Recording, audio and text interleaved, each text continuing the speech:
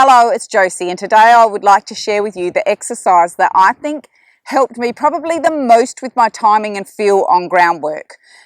I have done part one of it, which helps teach the horse a little bit if he's really green, or if you're really green and not real sure about this. I'll just link it up here. Go watch that first, then come back.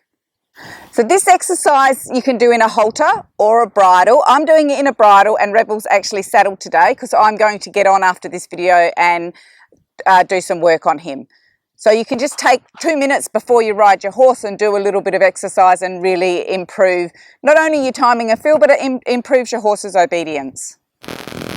So your horse needs to know how to give his head to pressure, how to go backwards and forwards from the rein. If your horse doesn't know how to do that, go to this video and teach him that first, then go to part one of this and then come here.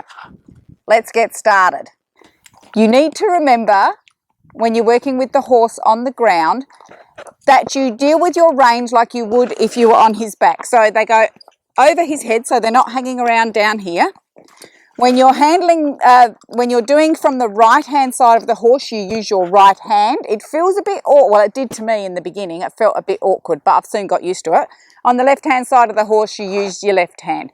You hold your rein the same as you would if you were sitting on him. So the rein goes between the ring finger and the little finger, and it comes through your hand up over the top, and your thumb holds it there. That's because I can use my ring finger like a sponge and get him to respond to that. I call it a clock face exercise because you need the accuracy. It's the accuracy that helps your timing and feel. If you don't have your accuracy, you're never going to develop timing and feel. So the first thing you need to do, and please don't miss this step, is you need to draw a circle around yourself, depending, I don't know how big, that's how big mine is. And then I want you to put the 4 points of the compass, you can call it a compass, or the clock on it. So I've got 12, 3, 6, and 9. Now the aim is to move the horse and stop him as accurately as you can. So we want him to be perpendicular to the circle when he stops. It's not going to start like that, all right? So nothing ever starts perfectly. It's you build on, and that's how you learn. And then the reins control the front end of your horse, and the whip controls the back end of your horse. He's not allowed to step his front feet inside your circle, and you're not allowed to step outside your circle. This is a bit like a game, but it actually helps. That's what helps you develop your timing and feel.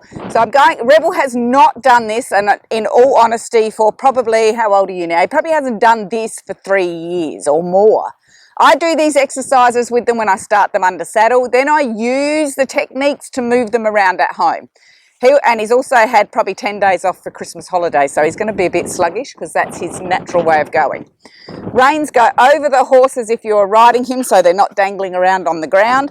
I'm going to move him, and what I'm going to do at the moment is I'm just going to attempt to move him from where he is at the moment and around to 3 o'clock. So let's see how we go. So I push the face out, whip to add some energy, and as you can see, Rebel, keep coming. And now stop now, and I'm thinking, oh, I thought I was going to overshoot 3, but I'm not too bad. There's the 3 o'clock mark. So my hand stopped the front feet, and here's where timing and feel comes in, and every horse is different. You have to work out how a more reactive horse, you need to start sometimes slowing down here. A slow, stodgy horse, I need to keep going. So now I'm going to move from 3 o'clock to 9 o'clock. So I ask him to start moving with my hand going out there, and then the whip, and he's a bit daydreaming, and I'm heading to 9 still, so my hand leads him and steady there. Now he stopped back there, so that tells me he didn't have enough energy. Horses that have got a lot of energy, when you stop them, you don't need to use the whip. The hind end will just keep going. Let's go back the other way now. So I'm going to move from where he is now around to 3 o'clock. So hold my rein, push him out, ask him to move, stay in my circle, slow the front feet down. Nope, slowed down too much because Rebel is really quite lazy. And now I'm going to move his hinds out because he's not quite square on my circle. Good boy. And that was too much energy, too much tapping, because he wouldn't move, and I increased the intensity a little bit too much, and then he took a bigger step. I learnt from that.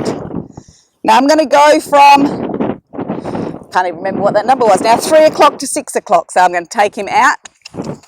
Think about slowing him down now, and he stepped in on my circle then, so I actually had to push him back out with my hand. So it's good that he hasn't done this for ages, because these are the sorts of things your horse is going to do. In the end, I used to be able to walk my horse around the clock face 1 hour at a time. So I moved the front feet 1 step. Let's see if I can get him back around here. No, he came in, so I asked him to go. I blocked him with my hand. I don't know if you can see that. You might have to go back all the way around to 9 o'clock. Slow the front end here, slowing the front end, and the back end went out. Good boy. So you can see he overshot it. So our accuracy is leaving a tiny bit to be desired. I'm a perfectionist. I like him to stop right on it.